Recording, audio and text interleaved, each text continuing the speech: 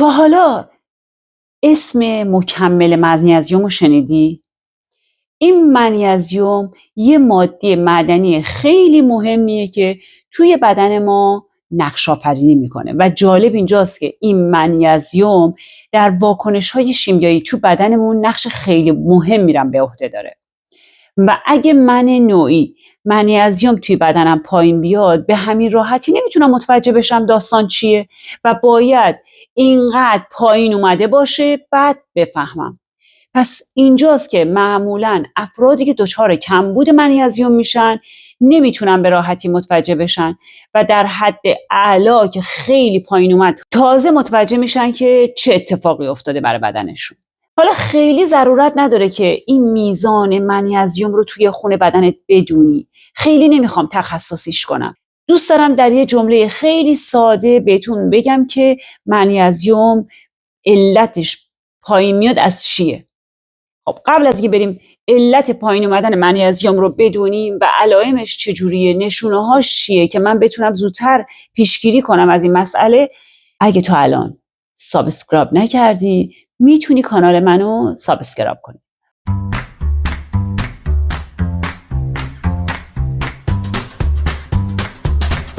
به کانال خودتون سلامتی با پیشگیری خوش اومدید. دوست من میدونید که با لایک و کامنت های شماست که من انرژی میگیرم تا سعیم بر این باشه که تولید محتوای بهتری رو خدمت شما ارائه بدم. با اینکه علاقه زیادی دارم به آگاه سازی، اما انرژی از شما گرفته شدم در کنارش مزید بر علت میشه. بریم ببینیم سراغ این که اصلاً چرا من دچار کمبود منیزیم میشم. علت چیه؟ حقیقتاً علتهای زیادی میتونه دلیل بر کمبود منیزیم بشه. عوامل مختلفی نقش داره. حالا من چند تا از این عوامل رو به صورت تیتروار بهتون میگم، اما دیگه پیگیری با خودتون، چون زیاده گویی خسته کننده میشه واسهتون. اولیش سوء هاضمه، دومیش مصرف بیش از حد الکل، سومیش جذب ضعیف تو روده، فرد جذب خوب نداره تو روده هاش، چهارمیش دیابت نوع 2، این هم میتونه تاثیرگذار باشه، پنجمی تکرر ادرار و ششمی اسهال. وقتی بیش از حد دفع داشته باشی فرصت جذب وجود نداره و این میتونه یکی از عوامل کمبود منیزیم باشه. چقدر خوبه که حالا متوجه شدیم این 6 تا عامل از عوامل مهمی هستند که میتونن باعث کمبود منیزیم در بدنمون بشن. بریم سراغ حالا علائم. ما باید بدونیم علائم و نشونش چیه که بریم سراغ این که منیزیم خونمون رو مدیریتش کنیم و ببینیم داستان چیه. یکی از علائمی که میتونه نشون بده شما دچار کمبود منیزیم هستین، گرفتگی عضله است. ناخودآگاه عضلاتتون میگیره بدون هیچ چیزی، نه ورزشی کردین بگیم الان ورزش کردم، نه پیاده روی کردین، نه کار سنگینی کردین، ناخودآگاه گرفتگی عضلانی زیاد برات پیش میاد. این یکی از نشانه هاش میتونه باشه. دومیش اختلالات مربوط به سلامت روانه. فرد دچار افسردگی میشه، فرد احساس پوچی میکنه، فرد همه علائمی که میتونه در خصوص اختلالات روانی باشه برای من نوعی میتونه ناشی از کمبود منیزیم هم باشه. البته فقط اختصاص پیدا نمیکنه این علامت به منیزیم، موارد دیگه هم هست ما رو وادار میکنه بریم سراغ این که بررسیش کنیم، کمک کننده است.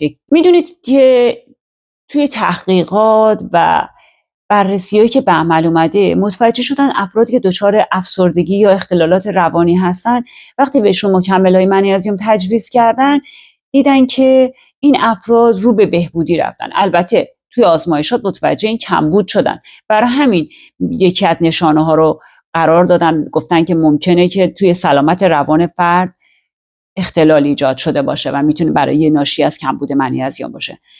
سومین مورد احساس خستگی و ضعف.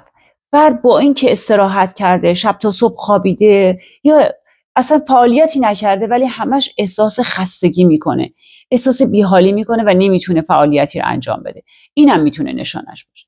چهارمین علامتی که میتونیم از نشانه های کمبود منیزیم بگیم فشار خون بالاست. فرد دچار فشار خون میشه. کمبود منیزیم میتونه اختلالات قلبی عروقی برای فرد بیاره. وقتی اختلالات قلبی عروقی پیش بیاره میتونه فشار خون هم زمینه این مسئله بشه. برای همینه که مکمل منیزیم یکی از داروهای ضروری برای کنترل فشار خون در سنین بالا هست. پنجمین نشانه ضربان قلب نامنظم. فردی که دچار کمبود منیزیم شده باشه ضربان قلبش به یک بار بالا پایین میشه، زیاد میشه و میتونه برای فرد حتی خطر ابتلا به نارسایی قلبی رو هم ایجاد کنه. ششمین موردی که میتونه از نشانه کمبود منیزیم باشه آسمه. افرادی که دچار آسم هستن کمبود منیزیم در خونشون دیده شده. همین مسئله کمبود منیزیم در افرادی که آسم دارن علائم آسم رو درشون بیشتر کرده. حالا چرا کمبود منیزیم باعث شدت و حدت علائم آسم میشه؟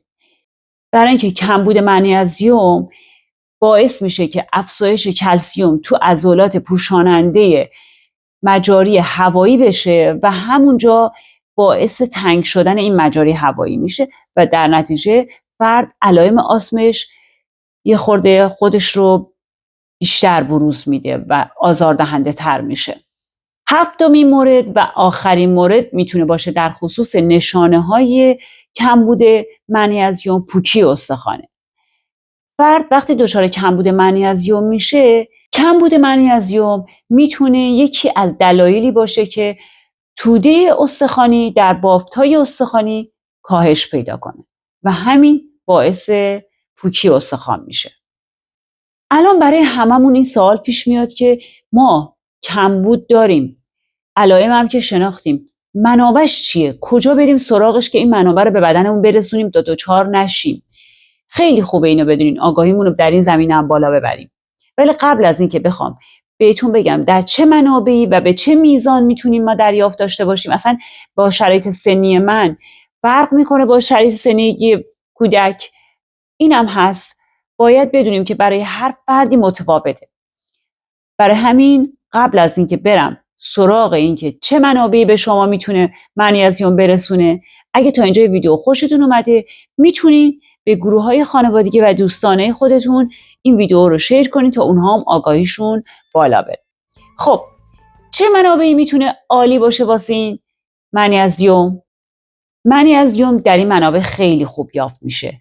شکلات تلخ، حبوبات، غلات، بادام زمینی، بادام درختی، ذره، دانه کدو تنبل، آجیل‌ها و همچنین موز سرشار از منیزیمه. حالا الان دیگه لازمه که بدونی بر اساس جنسیت و سن و سال چقدر در روز شما منیزیم نیاز دارید. به طور مثال فرض منی که یه خانوم هستم و بالای 19 سال هستم، نه زیر 19 سال، در روز 320 میلی گرم منیزیم نیاز دارم.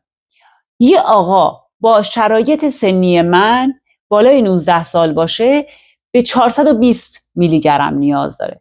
پس چقدر خوبه که به این جدولی که الان میذارم نگاهی بندازید به این جدوله، ببینید که میزان نیاز هر فرد با توجه به جنسیتش فرق میکنه.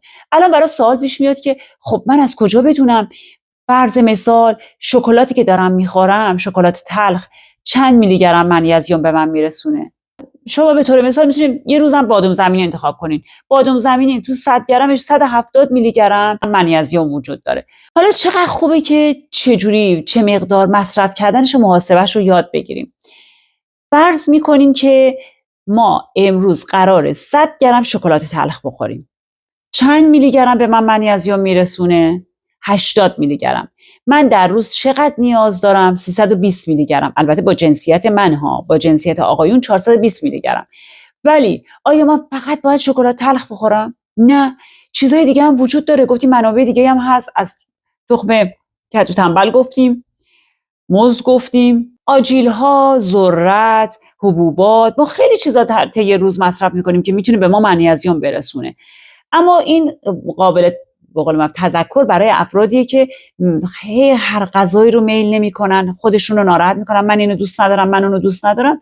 برای همین بهتره که یه هوای منیزیم خودمون رو داشته باشیم. اگه خدایی نکرده یکی از علائم و نشانه‌های کمبود منیزیم رو در خودمون پیدا کردیم، کمی به برنامه غذاییمون رو مدیریت داشته باشیم، ببینیم که چیکار میکنیم چیکار نمیکنیم، چی میخوریم چی نمیخوریم، آیا همه اون مواد مغذی که من لازم دارم و به خودم میرسونم یا نه.